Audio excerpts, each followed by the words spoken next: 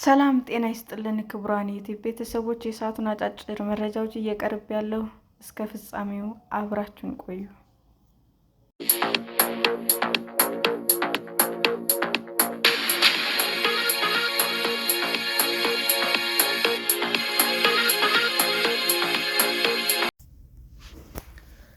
አሜሪካ ሐማስ በጋዛ ሰላማዊ ዜጎች ላይ በተጨባጭ ጥቃት ለማድረስ ተዘጋጅቷል አለች። የአሜሪካ የውጭ ጉዳይ መስሪያ ቤት ሐማስ በጋዛ በሰላማዊ ሰዎች ላይ በተጨባጭ ጥቃት ለመሰንዘር ማቀዱን የሚገልጽ አሳማኝ መረጃ እንዳሉትም አስታወቀ። ሚኒስቴር መስሪያ ቤቱ ይህ የተኩስ አቁም ስምምነት ይጣሳል ብሏል።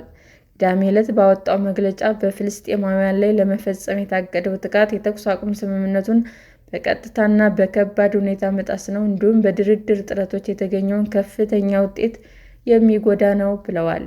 የአሜሪካ ውጭ ጉዳይ ሚኒስቴር ስለ ጥቃቱ ተጨማሪ ዝርዝር ነገር አልሰጠም፣ እንዲሁም የትኞቹ መረጃዎች እንደተጠቀሱ ግልጽ አይደሉም። በሐማስ እና በእስራኤል መካከል የተደረሰው የተኩስ አቁም ስምምነት የመጀመሪያ ምዕራፍ በአሁኑ ወቅት እየተተገበረ ነው። ሁሉም በሕይወት ያሉ ታጋቾች የተለቀቁ ሲሆን የሟቾች አስከሬን ቀስ በቀስ እየተመለሰ ይገኛል። በስምምነቱ መሠረት እስራኤል በእስር ቤት ውስጥ የሚገኙ 250 ፍልስጤማውያን እስረኞችና ከጋዛ ያገተቻቸውን 1718 ሰዎች ለቃለች። ዋሽንግተን ግብጽ፣ ኳታር እና ቱርክን ጨምሮ የጋዛን የተኩስ አቁም ስምምነት ታዛቢ ለሆኑ ስለ ሁኔታው እንዳሳወቀችና ሐማስ የተኩስ አቁም ውሉን እንዲያከብር ጠይቃለች። ሐማስ በዚህ ጥቃት ከቀጠለ የጋዛ ሕዝብና የተኩስ አቁሙን ሕልውና ለመጠበቅ እርምጃ ይወስዳል ሲልም በመግለጫው ላይ ተገልጿል። በጉዳዩ ላይ ሐማስ እስካሁን የሰጠው አስተያየት የለም። ፕሬዚዳንት ዶናልድ ትራምፕ ሐማስን በሰላማዊ ሰዎች ላይ የሚፈጽመውን ግድያ በተመለከተ ከዚህ ቀደም አስጠንቅቀዋል። ትራምፕ በዚህ ሳምንት መጀመሪያ ላይ በትሩዝ ሶሻል ገጻቸው ላይ ባሰፈሩት ጽሑፍ ሐማስ በጋዛ ሰዎች መግደሉን ከቀጠለ ይህ ስምምነታችን አልነበረም፣ ገብተን ከመግደል ውጭ ሌላ አማራጭ አይኖረንም ብለው ነበረ። በኋላም የአሜሪካ ወታደሮች ወደ ጋዛ እንደማይልኩ ግልጽ አድርገዋል። ባለፈው ሳምንት ቢቢሲ በጋዛ በሐማስ ታጣቂዎች በአደባባይ የተፈጸመን ግድያ የሚያሳዩ ተንቀሳቃሽ ምስሎች ተመልክቶ እውነተኛነታቸውንም አረጋግጧል።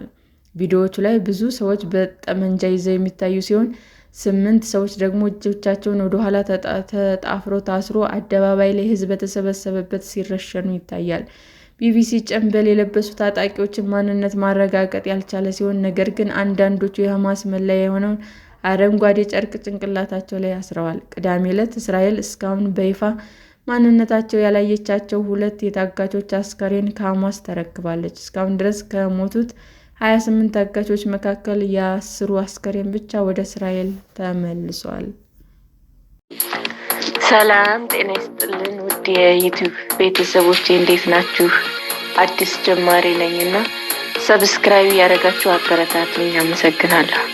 ክቡራን የዩቲዩብ አድማጮቻችን ለሰዓቱ ያቀረብኩላችሁ አጫጭር መረጃዎች ይህንን ይመስል ነበር። በሌላ መረጃ እስክንገናኝ ሼር፣ ላይክ፣ ሰብስክራይብ እንዲሁም ቢቀርብልን የምትሉት መረጃ ካለ ኮሜንት እያደረጋችሁ ቸር ቆዩን።